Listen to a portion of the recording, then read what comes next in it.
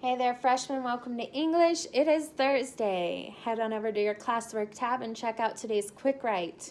As always, 5 complete and quality sentences.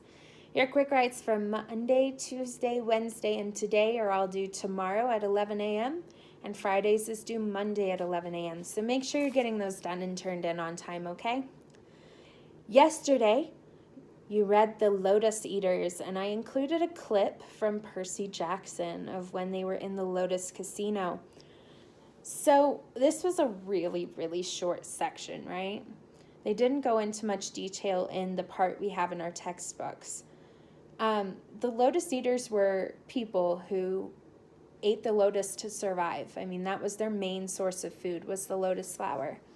But when they served it to other people, it had this effect on them. They lost track of everything else and could only think that they wanted to stay on the island and eat more lotus. And so these 3 men that were sent to find the people of the island met them and were fed their lotus and didn't want to leave again, to the point that Odysseus actually had to tie them down, strap them down under their benches to keep them from staying on the island. So that was the idea behind the Lotus Eaters. It was really short, really to the point. But the Percy Jackson clip was a little bit of fun to go with it. I hope you enjoyed that. But it took days. If you've ever watched the movie, they were in there for days. And it only felt like a few hours to them because the lotus just made them forget everything else. So, after this video, make sure you do your quick write. But today, I just want to read you a portion from your textbook. It's called Literature and Society. So, I'm just going to read this to you and talk about it a little bit, and then make sure you get your quick write done. All right, so welcome, a religious duty.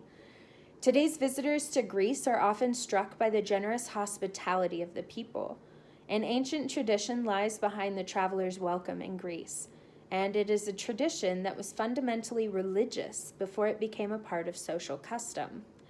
Zeus, the king of the gods, demanded that strangers be treated graciously. Hosts had a religious duty to welcome strangers, and guests had a responsibility to respect hosts. The tight interconnections and mutual respect in this host-guest relationship are reflected in the fact of the word xenos.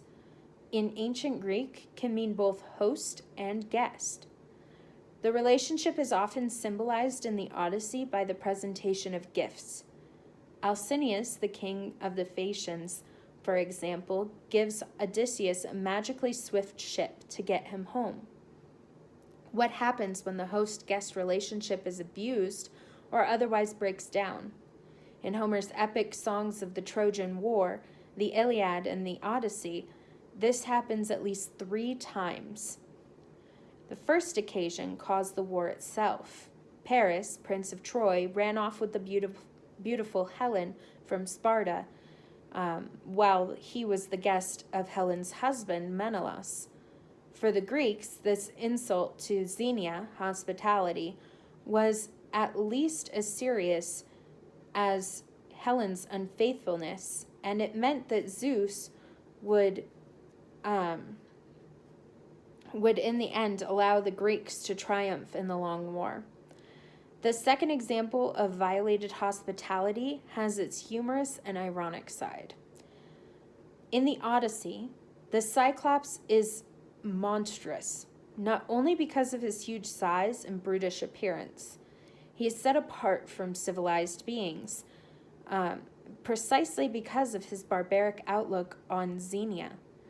When Odysseus begs the Cyclops for hospitality and warns that Zeus will avenge an injured guest, the Cyclops replies that he and his kind care not a whistle for Zeus.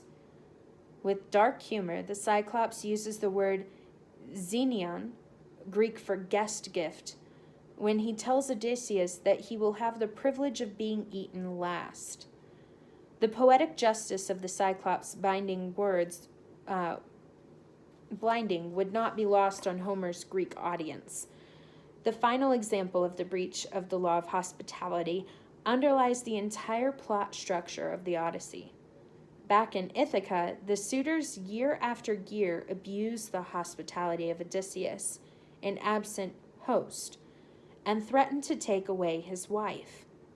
The bloody vengeance that Odysseus takes on the suitors should be understood in the context of their outrageous violation of religious law. The suitors have turned hospitality into crude mockery. Perhaps it is not accidental that just before the battle, Odysseus invokes the host-guest relationship, when he quietly gives his son Telemachus the signal to fight. Telemachus, the stranger, Xenios, you welcomed in your hall, has not disgraced you. So, the next section we're going to be reading is actually about the Cyclops. We're going to get into that next week. But this is a little background on why this relationship is so important in this book. And the entirety of the Odyssey, after he gets to Alcinous, until he gets home, is him retelling his story as a guest. So being a guest and being a host was really important, not only in the story, but also in Greek society. So I just wanted to share that with you. So make sure you get your quick write done for today, and that's all I have for you until tomorrow. Okay? As always, if you have any questions, please let me know. I do have my office hours today from 1 p.m. to 4 p.m. on Google Meet. Hopefully my internet works and I don't have to send you a new link partway through. Fingers crossed. You can use that to ask any questions if you need help on anything, or if you just want to do your weekly check-in, you can do that. Make sure you're getting your weekly check-in done, okay? All right. Good luck and have a good day.